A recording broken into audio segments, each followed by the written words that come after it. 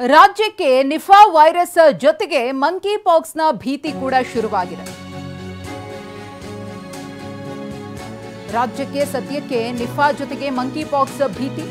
ಬೆಂಗಳೂರಿನಲ್ಲಿ ಕೇರಳ ಮೂಲದ ಯುವಕ ನಿಫಾಗೆ ಬಲಿಯಾಗಿದ್ದ. ಮೃತ ಯುವಕನ ಅಂತ್ಯ ಸಂಸ್ಕಾರಕ್ಕೆ ಸ್ನೇಹಿತರು ತೆರಳಿದ್ರು. ಪ್ರಾಥಮಿಕ ಸಂಪರ್ಕಿತರಿಗೆ ಬೆಂಗಳೂರಿನಲ್ಲಿ ಐಸೋಲೇಷನ್. ಮೃತನ ಜೊತೆಗೆ ಸಂಪರ್ಕವಿದ್ದ 41 ಜನರನ್ನ ಪತ್ತೆ ಹಚ್ಚಲಾಗಿದೆ. 41 ಸಂಪರ್ಕಿತರ ಪೈಕಿ ಒಬ್ಬರಲ್ಲಿ ನಿಫಾ ಗುಣಲಕ್ಷಣಗಳು ಪತ್ತೆಯಾಗಿವೆ. ಮೃತನ ಸಂಪರ್ಕಿತರಿಗೆ ಕಡ್ಡಾಯವಾಗಿ ಹೋಮ್ ಐಸೋಲೇಷನ್ ಮಾಡಲಾಗಿದೆ. ಎಲ್ಲ ಸಂಪರ್ಕಿತರ ಮೇಲೆ ಆರೋಗ್ಯ ಅಧಿಕಾರಿಗಳು ನಿಗಾ ವಹಿಸಿದ್ದಾರೆ. ಈ ಮೃತ ವ್ಯಕ್ತಿಯ ಜೊತೆಗೆ ಸಂಪರ್ಕದಲ್ಲಿ ಇದ್ದಂತಹ 41 ಜನರನ್ನು ಕೂಡ ಹೋಮ್ ಐಸೋಲೇಷನ್ನಲ್ಲಿ ಇರಿಸಲಾಗಿದೆ. ಆದರೆ ಒಬ್ಬನಿಗೆ ಈ ಒಂದು ನಿಫಾಗೆ ಸಂಬಂಧಪಟ್ಟಂತೆ ಏನೆಲ್ಲ ಗುಣಲಕ್ಷಣಗಳು ಇರುತ್ತೋ, ಸಿಂಪ್ಟಮ್ಸ್ ಇರುತ್ತೋ ಅದು ಕಾಣಿಸ್ಕೊಂಡಿದೆ. ಬೆಂಗಳೂರಿಗೂ ಶುರುವಾಯಿತು ಡಬಲ್ ವೈರಸ್ನ ಆತಂಕ.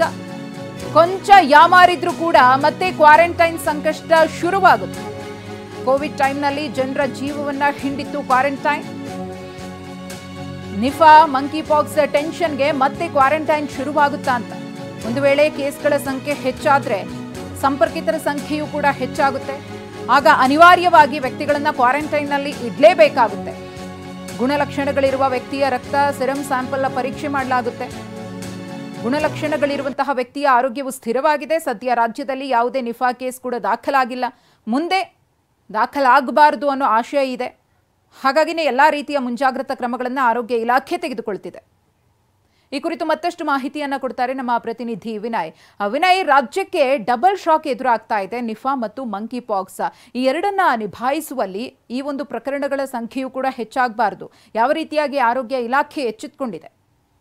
ಮಧುಶ್ರೀ, ಸದ್ಯ ನಿಫಾ ಡೆಂಗ್ಯೂ ಕಡಿಮೆ ಆಗ್ತಾ ಇದ್ದಂಗೆ ನಿಫಾ ಶುರುವಾಗಿದೆ. ನಿಫಾದ ಜೊತೆಗೇನೆ ಮಂಕಿ ಪಾಕ್ಸ್ ಕೂಡ ಆತಂಕ ಶುರುವಾಗಿರುವಂತದ್ದು. ಎರಡೂ ಕೇಸ್ಗಳು ಕೂಡ ಸದ್ಯಕ್ಕೆ ಪಾಸಿಟಿವ್ ಆಗಿ ಕಂಡು ಬಂದಿರುವಂತದ್ದು ನೆರೆಯ ರಾಜ್ಯ ಕೇರಳದಲ್ಲಿ. ಈಗ ಸದ್ಯ ನಿಫಾದಲ್ಲಿ ಅಂದ್ರೆ ನಿಫಾಕ್ಕೆ ಒಬ್ಬ ವಿದ್ಯಾರ್ಥಿ ಏನಿದ್ದಾನೆ, ಆತ ಬೆಂಗಳೂರಿನಲ್ಲಿ ಓದ್ತಾ ಇದ್ದ.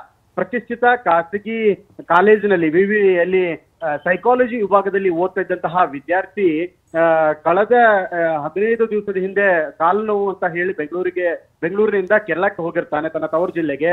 ಅಲ್ಲಿ ಆತನಿಗೆ ಸೋಂಕು ಪಾಸಿಟಿವ್ ಆಗಿರುತ್ತೆ. ಇದು ಕಾಣಿಸಿಕೊಂಡ 2-3 ದಿವಸಗಳಲ್ಲಿ ಆತ ನಿಧನ ಕೂಡ ಆಗ್ತಾನೆ. ಆದ್ರೆ ಆತನ ಸ್ನೇಹಿತರು ಬೆಂಗಳೂರಿನಿಂದ ಸಿಬ್ಬಂದಿ ಮತ್ತು ಆತನ ಸ್ನೇಹಿತರು ಅಂತ್ಯಕ್ರಿಯೆಯಲ್ಲಿ ಭಾಗಿಯಾಗಿರ್ತಾರೆ. ಆ ಅಂತ್ಯಕ್ರಿಯೆಯಲ್ಲಿ ಭಾಗಿಯಾದಂತಹ ಕೆಲವು ಸ್ನೇಹಿತರು ಜೊತೆಗೆ ಸಿಬ್ಬಂದಿಗಳಿಗೆ ಈಗ ಆತಂಕ ಶುರುವಾಗಿರುವಂತದ್ದು. ಯಾಕೆಂದ್ರೆ ಆತನಿಂದ ನಿಫಾ ವೈರಸ್ ಈ ಸ್ನೇಹಿತರಿಗೆ ಮತ್ತು ಸಿಬ್ಬಂದಿಗಳಿಗೂ ಕೂಡ ಬಂದಿದೆ ಅನ್ನುವಂತಹ ಭಯ ಮತ್ತು ಆತಂಕ ಶುರುವಾಗಿರುತ್ತದೆ. ಈ ಹಿನ್ನೆಲೆಯಲ್ಲಿ ಆರೋಗ್ಯ ಇಲಾಖೆ ಕೂಡ ಕೆಲವೊಂದಿಷ್ಟು ಮಾನಿಟರ್ಗಳನ್ನ ಮಾಡಿ 41 ಜನ ಪ್ರಾಥಮಿಕ ಮತ್ತು ದ್ವಿತೀಯ ಸಂಪರ್ಕಿತರನ್ನು ಕೂಡ ಐಡೆಂಟಿಫೈ ಮಾಡಿದೆ. ಇವರನ್ನ ಕೆಲವರು ಏನಿದ್ದಾರೆ, ಇದನ್ನ ಸ್ನೇಹಿತರು ಬೆಂಗಳೂರು ಸೇರಿದಂತೆ ಸುತ್ತಮುತ್ತ ಜಿಲ್ಲೆಯವರು ಜೊತೆಗೆ ಕೇರಳದವರು ಕೂಡ ಕೆಲವೊಂದಿಷ್ಟು ಸ್ಟೂಡೆಂಟ್ಸ್ಗಳು ಈ ತರ ಅಂತ್ಯಕ್ರಿಯೆಯಲ್ಲಿ ಭಾಗಿಯಾಗಿ ಬೆಂಗಳೂರಿನಲ್ಲಿ ಸಹಪಾಠಿಗಳು ಕೂಡ ಆಗಿರ್ತಾರೆ. ಇವರನ್ನ ಆ ಕಾಲೇಜಿನ ಹಾಸ್ಟೆಲ್ ನಲ್ಲಿಯೇ ಕೆಲವೊಂದಿಷ್ಟು ಜನರನ್ನ ಕ್ವಾರಂಟೈನ್ ಮಾಡಿದ್ರೆ, ಇನ್ನೊಂದಿಷ್ಟು ಕೆಲವು ಸಿಬ್ಬಂದಿ ಮತ್ತು ಸ್ನೇಹಿತರನ್ನ ತಮ್ಮ ಮನೆಯಲ್ಲಿನೇ ಹೋಮ್ ಕ್ವಾರಂಟೈನ್ ಮಾಡಿ ಯಾವುದೇ ಕಾರಣಕ್ಕೂ ಕೂಡ ಮನೆಯಿಂದ ಹೊರಗೆ ಬರಬೇಡಿ, ಕೆಲವು ದಿವಸಗಳ ಕಾಲ ಅಂದ್ರೆ ಸೋಂಕು ನಿಮ್ಮಲ್ಲಿಂದ ವ್ಯಾಪಿಸಿದೆನಾ ಇಲ್ವಾ ಅನ್ನುವಂತಹ ಪರೀಕ್ಷಾ ವರದಿ ಬರುವವರೆಗೂ ಕೂಡ ನೀವು ಮನೆಯಲ್ಲಿ ಇರಿ ಅನ್ನುವಂತಹ ಸೂಚನೆಗಳನ್ನು ಕೊಟ್ಟು ಇದಕ್ಕೆ ಸಂಬಂಧಪಟ್ಟಂತೆ ಒಬ್ಬ ನೋಡಲ್ ಅಧಿಕಾರಿಗಳನ್ನ ಕೂಡ ನೇಮಿಸಿ ಅವರ ಅಂಡರ್ ನಲ್ಲಿ ಎಲ್ಲ 41 ಜನ ಸೋಂಕಿತರನ್ನು ಕೂಡ ಇಡಲಾಗಿದೆ. ಆದ್ರೆ ಈ 41ರ ಪೈಕಿ ಒಬ್ಬರಿಗೆ ಮಾತ್ರ ಇದರ ಲಕ್ಷಣಗಳು ಕೂಡ ಕಂಡು ಬಂದಿದೆ. ಹೀಗಾಗಿ ಆ ಒಂದು ವರದಿಯನ್ನು ಕೂಡ ಲ್ಯಾಬ್ಗೆ ಕಳಿಸಲಾಗಿದೆ. ಇನ್ನೊಂದು 2 ಅಥವಾ 3 ದಿವಸಗಳಲ್ಲಿ ಅದರ ವರದಿ ಕೂಡ ಬರುತ್ತೆ. ಆ ವರದಿ ಏನಾದ್ರೂ ಪಾಸಿಟಿವ್ ಆದ್ರೆ ಮಾತ್ರ ದೊಡ್ಡ ಸಂಕಷ್ಟ ಕೂಡ ರಾಜ್ಯಕ್ಕೆ ಶುರುವಾಗುವುದು. ಅದರಲ್ಲೂ ಬೆಂಗಳೂರು ಕೂಡ ಆತಂಕ ಆಗುವಂತದ್ದು. ಹೀಗಾಗಿ ಆರೋಗ್ಯ ಇಲಾಖೆ ಸಾಕಷ್ಟು ಕಟ್ಟುನಿಟ್ಟಿನ ಕ್ರಮಗಳನ್ನು ಕೈಗೊಳ್ತಾ ಇದೆ. ಇದರ ಜೊತೆಗೆ ಮತ್ತೊಂದು ಕೇಸ್ ದೇಶದಲ್ಲೇ ಎರಡನೇ ಮಂಕಿ ಪಾಕ್ಸ್. ಧನ್ಯವಾದ ತಮ್ಮ ಮಾಹಿತಿಗಾಗಿ ವಿನಯ್.